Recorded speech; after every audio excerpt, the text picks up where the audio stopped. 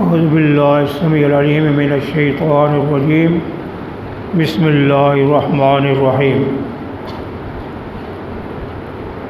وَيَسْتَفْتُونَكَ فِي النِّسَاءِ قُلِ اللَّهُ يُفْتِيكُمْ فِيهِنَّ وَمَا يُتْلَىٰ عَلَيْكُمْ فِي الْكِتَابِ فِي يَتَامَى النِّسَاءِ اللَّاتِي لَا تُؤْتُونَهُنَّ مَا كُتِبَ لَهُنَّ وَتَرْغَبُونَ أَن تَنكِحُوهُنَّ والمستضعفين من الولدان وأن تقوموا لليتامى بالقسط۔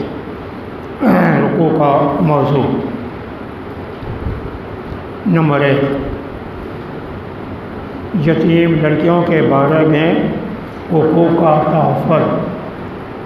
یتیم لڑکیوں کے بارے میں عدل و انصاف کی تاکید، یوں بھی لکھیں، یتیم لڑکیوں کے بارے میں عدل و انصاف کی تاکید۔ نمبر 2، خاوند بیوی کے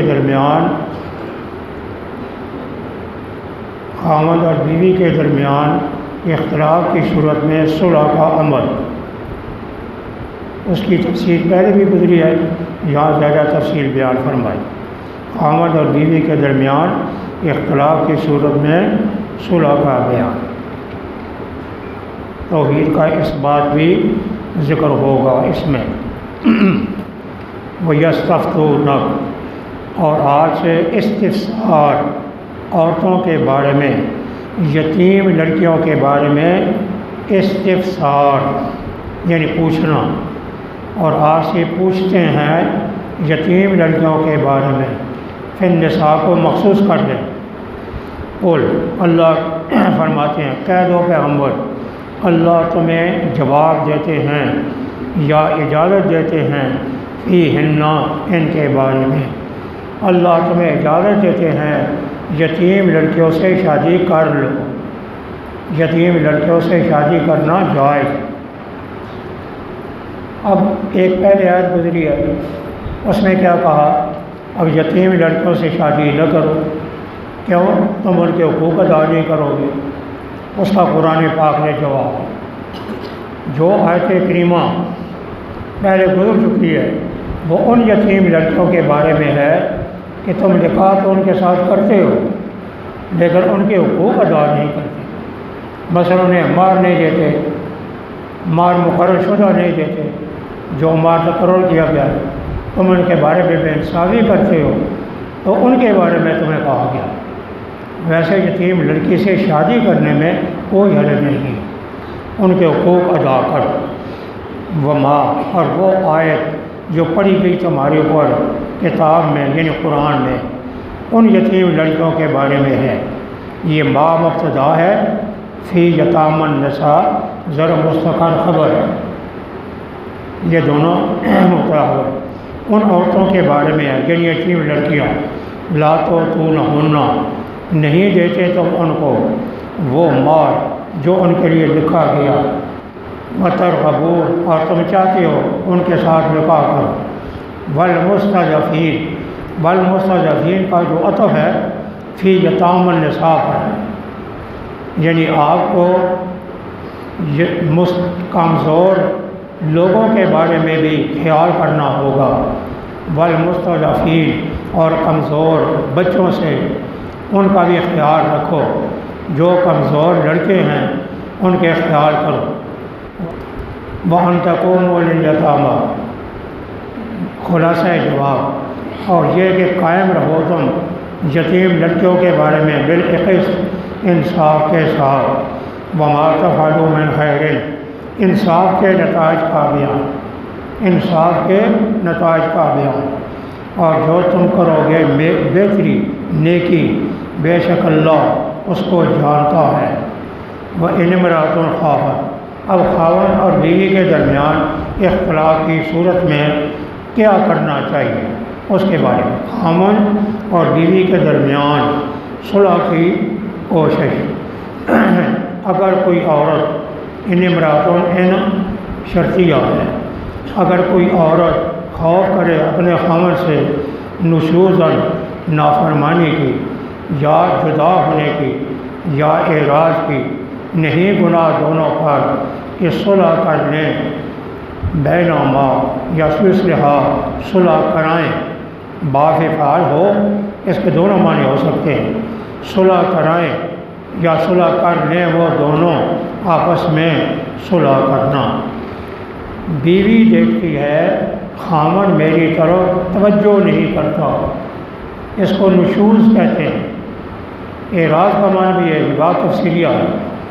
یا بیوی یہ سمجھتی ہے خامن میرے حقوق ادا نہیں کرتا، تو وہ خامن سے پوچھے کہ کیا بات ہے، وہ وضاحت کر دے تو آپس میں صلح کر۔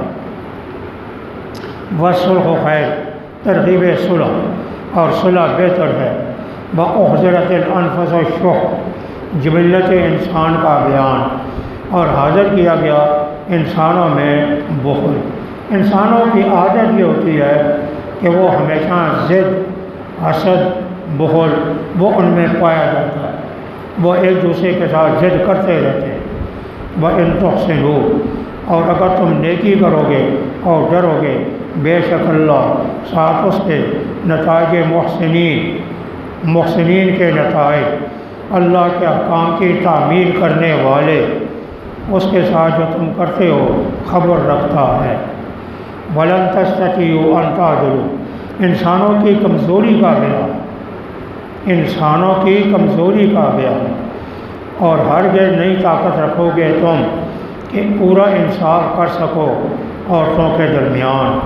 وَلَوْ خَرَجْتُمْ، اگر جو تم حرص کرو، وَلَا تَمِيلُوا، بے انصافی کی ممانعت، بے انصافی کی ممانعت، نہ میلان کرو، پورا میلان کرنا ایک عورت کی طرف کہ فَتَذَرُوهَا، کہ چھوڑ دو دوسری کو، کالمعلقہ، جس طرح لٹکی ہوئی عورت ہے۔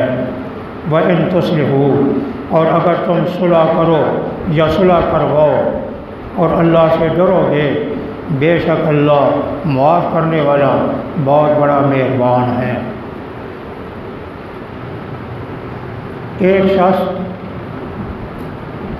ایک عورت سے لے کر 4 عورتوں تک شادی کر سکتا ہے، اسلام نے اجازت دے دی، لیکن ضرورت کی بنیاد پر۔ ضرورت کیا ہے؟ وہ جتنی بیویاں کرنا چاہتا ہے ان کے اخراجات، ان کے لیے مکان، ان کے بچوں کی پرورش، ان سب چیزوں کی وہ طاقت رکھتا ہو۔ خرچے کے درمیان مساوات، اس میں یہ کہہ دیا قرآن کریم نے، اشارہ کر دیا باری تعالیٰ نے، انسان کمزور ہے، تم یہ کام پوری طرح سے نہیں کر سکو گے، لیکن پھر بھی تمہیں چاہیے کہ تم ایسا کام نہ کرو کہ ایک عورت کی طرف اتنا میلان کرو کہ دوسری عورت کی طرف توجہ ہی نہ کرو۔ ایک عورت کو خرچہ زیادہ دیتے ہو، اس کو مکان اچھا دے دیا، دوسرے کو کمزور دے دیا، یوں بھی نہ کرو۔ ایک کو خرچہ زیادہ دے دیا، دوسرے کو کم دے دیا، یوں بھی نہ کرو۔ مطلب دونوں کے درمیان انصاف کرو۔ ہاں، انصاف کرنے میں تمہاری کمزوری ضرور ہے، لیکن تمہیں حد الامکان انصاف کرنا ہوگا۔ ایک شے مشکل ہوتی ہے لیکن کرنا ہوتا ہے، کرنے میں ضروری۔ پھر مساوات خرچے میں، مکان میں، ان میں ہے۔ محبت میں مساوات ضروری نہیں۔ ایک عورت کے پاس 2 شادیاں کی، 3 کی، ایک سے زیادہ محبت ہے، دوسری سے نہیں ہے۔ قلبی محبت الگ چیز ہوتی ہے، قلبی محبت کی وجہ وجوہات الگ ہوتی ہیں۔ ایک ہے مساوات، پھر معاملات میں مساوات، اور اس کا نمونہ حضور کی زندگی۔ حضرت کے گھر میں 9 بیویاں تھیں، تو آپ نے ان کے درمیان انصاف کی۔ اس لیے کبھی ام سلمہ نے نہیں کہا کہ عائشہ کو زیادہ خرچہ ملتا ہے، مجھے نہیں ملتا۔ عائشہ صدیقہ نے نہیں کہا کہ صفیہ کو زیادہ ملتا ہے، مجھے نہیں ملتا۔ ان کے درمیان کے قلبی محبت اگر ایک کے ساتھ ہو تو وہ اس میں کوئی حرج نہیں۔ حضرت نے فرمایا، اللہم ھذا قسمی، یا اللہ یہ میری تقسیم ہے، میں نے اپنی طاقت کے مطابق کی ہے، اور اس چیز پر مواخذہ نہ کرنا جو میری قلب کی نسبت ہے، اگر میں ایک سے زیادہ محبت کرتا ہوں، دوسرے سے میری قلبی محبت اگر کم ہے توجہ، تو وہ جدا ہو، لا تواخذنی، اس پر میرے معاوضہ نہ کر۔ تو یہ بات قدرتی ہوتی ہے۔ قرآن حکیم نے انسانوں کو سمجھا دیا کہ تعدد ازواج ہے لیکن مساوات ضروری، اور اخراجات میں معاملات۔ وَإِن يَتَفَرَّقَا، اب تسلی زوجین، خاوند بیوی کو تسلی دی، اگر دونوں جدا ہو جائیں گے، یغنی اللہ، بے پرواہ کر دے گا اللہ ہر ایک کو اپنی طاقت کے مطابق۔ مراد یہ ہے خاوند بیوی اگر اتفاق نہیں ہو سکتا تو آپس میں علیحدہ ہو جائے، اللہ تعالیٰ اس کے لیے بھی انتظام فرما دیں گے، اس کا انتظام بھی ہو جائے۔ بیوی کو کوئی خاوند مل جائے گا، خاوند کو کوئی بیوی مل جائے گی۔ وکان اللہ وسعت باری تعالی، حکمت باری تعالی، اور ہے اللہ وسعت والے، حکمت والے۔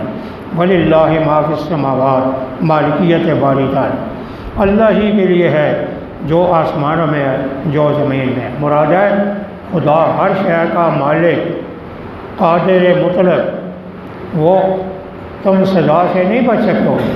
تم نے اگر کوئی کام شرع کے خلاف کیا تو تم خدا کی سزا سے نہیں بچ سکو۔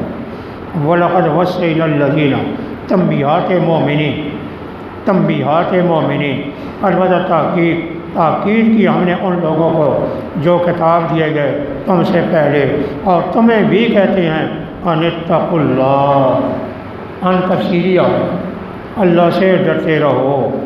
وَإِن تَكْفُرُوا، استغنائیت باری تعالی، استغنائیت باری تعالی، اور اگر تم نے کفر کیا پس بے شک اللہ ہی کے لیے ہے جو آسمانوں میں ہے اور جو زمین میں ہے۔ وقان اللہ، استغنائیت باری تعالی، اور ہے اللہ بے پرواہ تعریفوں والا۔ بے پرواہ کا معنی یہ ہے تم نے خدائی احکام پورے نہ کیے تو اللہ کو کوئی حرج نہیں آتی، اس لیے کہ اللہ تو بہت بڑے قادر مطلق ہے، یہ معنی ہوتا ہے غنی ان کا۔ وللہ، کیوں؟ اللہ ہی کے لیے جو آسمانوں میں ہے اور جو زمین میں ہے۔ کارسازی باری تعالی، کارسازی باری تعالی، زمین و آسمان کی تمام مالکیت وہ اللہ کی ہے۔ کفا باللہ وکیلا، کافی اللہ کارساز، بعض نے کہا محافظ، اللہ انسانوں کی حفاظت کرنے والا ہے۔ ان یجادلہم، تنبیہ کافرین، تنبیہ کافرین بالقرآن و احکامہ، وہ کفار جو قرآن کو نہیں مانتے، احکام خداوندی کو نہیں مانتے، ان کے لیے یہ تخویف ہے اور تنبیہ ہے۔ اگر وہ چاہے تمہیں لے جائے گا اے لوگو، اور لائے گا دوسرے، اور دوسرے آ جائیں۔ وکان اللہ، اور ہے اللہ اس پر قادر۔ من کان یرید ثواب الدنیا، طالبین دنیا کے نتائج، طالبین دنیا کے نتائج، جو ہے ارادہ کرتا بدلہ دنیا کا، اللہ کے پاس بدلہ دنیا کا بھی ہے اور آخرت کا بھی ہے۔ دنیا چاہنے والا دنیا مل جائے گی، اللہ کے پاس دنیا بھی ہے اور آخرت بھی ہے، لہذا تمہیں چاہیے وہ کام کرو جس میں دنیا کی بھی کامیابی ہو، آخرت بھی کامیابی ہو۔ اس لیے ہم دعائیہ کلمات میں یہ کہتے ہیں ربنا آتنا فی الدنیا حسنہ، دنیا پہلے، دنیا میں بھلائی ہے۔ بھلائی کیا ہے؟ زندگی کا آسان ہونا، روزی کا آسان مہیا ہو جانا، زندگی امن سلامتی کے ساتھ گزرنا، اخراجات کا پورا ہونا، طبیعت کا اچھا ہونا، یہ ساری چیزیں حسنہ میں کا، اور ہمیں آخرت میں بھلائی دے۔ آخرت کی بھلائی کیا ہے؟ جنت کا مل جانا۔ تو دونوں چیزیں قرآن حکیم نے بیان کروائی۔ جب حج کا موقع ہوا تو وہاں بھی قرآن نے یہ کہا، مشرکین مکہ کیونکہ آخرت کو نہیں مانتے، وہ دنیا کے بارے میں دعا کرتے، یا اللہ ہمیں دنیا دے۔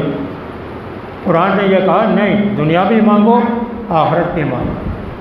بعض لوگ یہ کہہ دیتے ہیں صوفیاء، نہیں جی ہمیں آخرت کی ضرورت ہے، دنیا کی ضرورت ہی نہیں، یہ ٹھیک نہیں ہے۔ دنیا سے علیحدہ رہنا یہ ہمارا کام نہیں۔ پہلی شریعتوں میں تھے کہ کچھ لوگ دنیا سے الگ تھلگ رہتے، شاید ان میں اجازت بھی ہو۔ شریعت محمدی نے فرمایا لا رہبانیت فی الاسلام، اسلام میں کوئی رہبانیت نہیں۔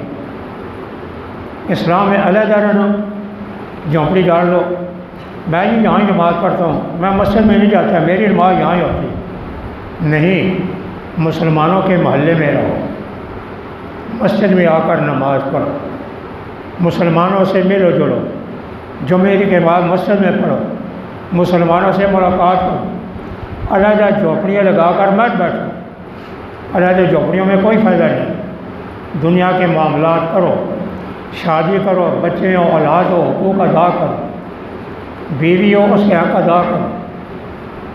یہ ساری چیزیں، کچھ محققین ایسے ہیں جنہوں نے شادیاں نہیں کی، ایسے بھی ہیں بزرگوں میں، لیکن وہ اپنی اپنی ضرورت ہوتی ہے، وہ اپنی اپنی ضرورت ہوتی ہے۔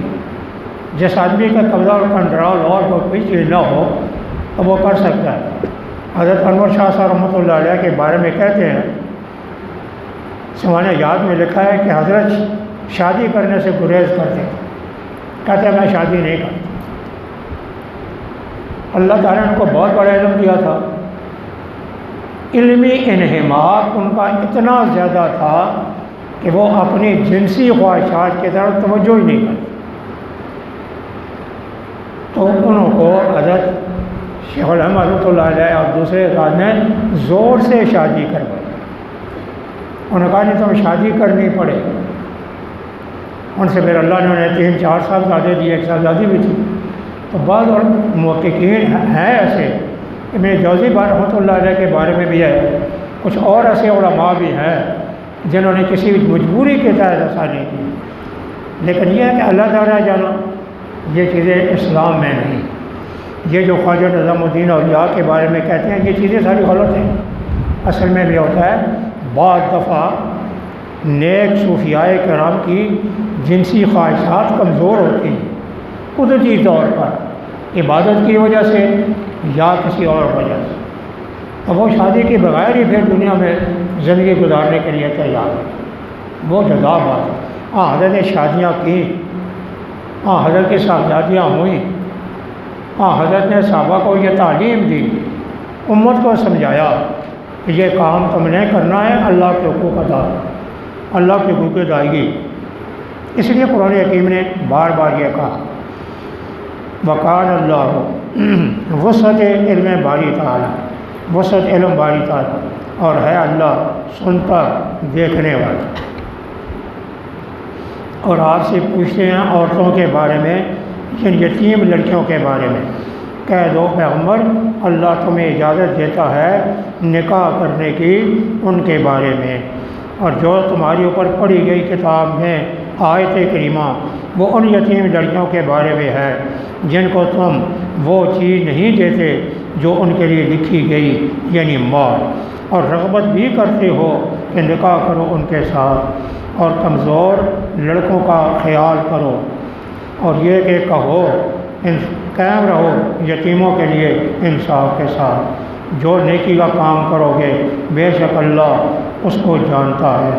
اگر کوئی عورت خوف کرتی ہے اپنے خاوند سے جدائی کا یا اعراض کا، نہیں گناہ ان دونوں پر صلح کرنے، آپس میں صلح کرنا، صلح بہتر ہے۔ حاضر کی گئی نفسوں میں بخل، اگر تم احسان کرو گے اور ڈرو گے اللہ سے، بے شک اللہ ہے ساتھ اس کے جو تم کرتے ہو خبر رکھنے والا۔ بلند تستطیعوا، ہرگز تم طاقت نہیں رکھو گے انصاف کرو عورتوں کے درمیان، اگرچہ تم حرص کرو نہ میلان کرو، پوری طرح میلان کرنا کہ چھوڑ دو دوسری عورت کو لٹکی ہوئی کی طرح، ایسی بے انصافی نہ کرو۔ اگر صلح کرو گے تم اور ڈرتے رہو گے اللہ سے، بے شک اللہ ہے بخشنے والا مہربان۔ اگر دونوں جدا ہو جائیں اللہ بے پرواہ کر دے گا ہر ایک کو اس کی گنجائش سے، اور ہے اللہ وسعت والا اور حکمت والا، اور اللہ ہی کے لیے ہے جو آسمانوں میں ہے جو زمین میں ہے۔ وَلَقَدْ، اور البتہ تاکید، علیحدہ ہونے میں کوئی فرق نہیں ہے۔ دیکھیں اس وقت طلاق کی وجہ سے ہمارے معاشرے میں بے شمار اختلاف ہوتا ہے۔ حضور کے زمانے میں ایسی مثالیں موجود ہیں۔ حضرت زینب کی شادی زید سے ہوئی، زینب کی شادی زید سے ہوئی۔ زید حضور کے گھر میں رہتے تھے، زینب ان کی پھوپھی زاد بہن تھی، پھوپھی کی لڑکی تھی۔ شادی کامیاب نہ ہوئی، حضور خود موجود ہیں، کامیاب نہیں ہو۔ زید نے دیکھا کہ زینب میری طرف توجہ نہیں کرتی، زینب اعلیٰ خاندان سے تعلق رکھتی تھی، شاید ان کے دل میں ہو، زبان سے اس نے کچھ نہیں کہا۔ حضور نے کہا زید کو اسے جدا کر۔ زید بھی وہیں رہتے تھے، زینب سے حضور نے شادی کر۔ اب زید بھی اسی گھر میں موجود ہے، زینب بھی اسی گھر میں موجود ہے۔ عزت کا معاملہ تو نہیں ہے نا۔ آج کل چلے جاتے ہیں عدالتوں میں، عدالتوں کے چکر لگاتے ہیں، لڑکی چلی جاتی ہے عدالت سے انصاف کرنے کے لیے، وکیل کیا، کبھی خامن چلا جاتا ہے، پھر ایک لمبی دشمنی بنا لیتے ہیں۔ پٹھانوں میں تو یہ دشمنی اور بھی لمبی چلتی ہے، پنجابیوں میں بھی ہے لیکن پٹھانوں میں کچھ زیادہ ہی ہے۔ پھر ایک دوسرے کے ساتھ مار کٹائی شروع ہو جاتی ہے۔ اسلام نے بار بار یہ سمجھایا، بار بار کہ دیکھو اپنی طبیعتوں پر کنٹرول رکھو۔ اگر دو آدمیوں کے درمیان گزر نہیں ہو سکتی تو دونوں صلح کے ساتھ آپس میں علیحدہ جائیں۔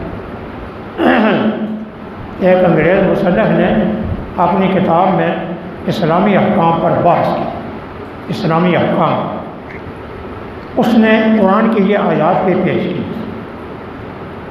اس کا انگریزی میں ترجمہ اس نے کی کہ اسلامی جو مذہب ہے وہ اس کے بارے میں یوں ہدایت کرتا ہے۔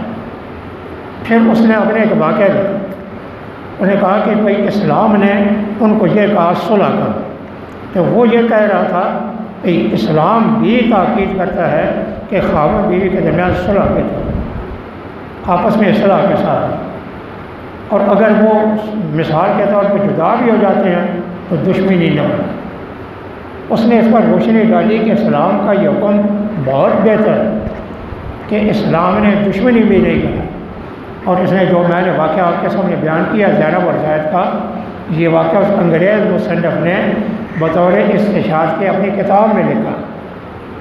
اس نے کتاب یورپ کے معاشرے پر لکھی کہ یہاں بھی خامدوں کے درمیان، بیویوں کے درمیان علیحدگی زیادہ ہوتی ہے، کیا وہ معاشرہ اثر ہے؟ تو اس نے اس بات پر کتاب لکھی ہے کہ ان کے درمیان دشمنی نہیں ہونی چاہیے، دونوں کے درمیان یہ نہ ہو کہ ایک دوسرے کے خاندان کے دشمن ہوں۔ اس پر یہ مثالیں ہم نے بیان کی۔ مسلمانوں کو بھی یہ چاہیے کہ وہ معاشرے میں یہ چیزیں استشہاد کریں، علماء کو بھی چاہیے کہ وہ اس مسئلے میں عوام کی رہنمائی کریں۔ مولوی حال میں بدعت شرک یہ لگے نہ رہو، ایک بدعت ہو گیا تو شرک ہو گیا۔ کچھ نال دوسرے مسائل بھی تھے، کچھ سماجی مسائل بھی تھے، ممبر سے بیٹھ کے سماجی مسائل پر بھی بات کریں کہ آپ کے اخلاق کیسے ہونے چاہیے، کردار کیسے ہونا چاہیے۔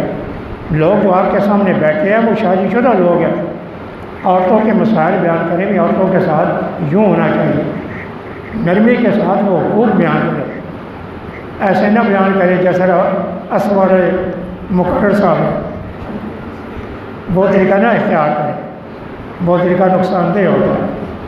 لیکن انصاف کے واقعات، حضور کے واقعات بیان کریں، صحابہ کرام کے واقعات بیان کریں۔ صحابہ کرام کے واقعات بیان کریں گے تو اس میں زیادہ مسلمانوں کے لیے عمل کی رستہ کھل جائے گا۔ یہ باتیں ضروری ہیں۔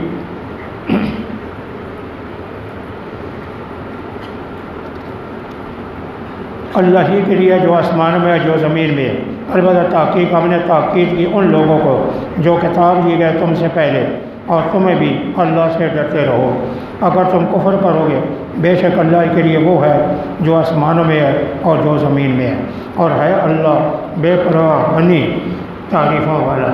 اللہ ہی کے لیے جو آسمانوں میں ہے اور جو زمین میں ہے، کافی ہے اللہ کارساز، نگہبان، نگہداشت کرنے والا، اگر چاہے لے جائے گا تم کو اے لوگوں، لائے گا دوسرے لوگ، اور ہے اللہ اس پر قادر، جو ارادہ کرتا ہے دنیا کے بدلے کا، اللہ کے پاس دنیا اور آخرت کا بدلہ ہے، اور ہے اللہ سنتا اور دیکھنے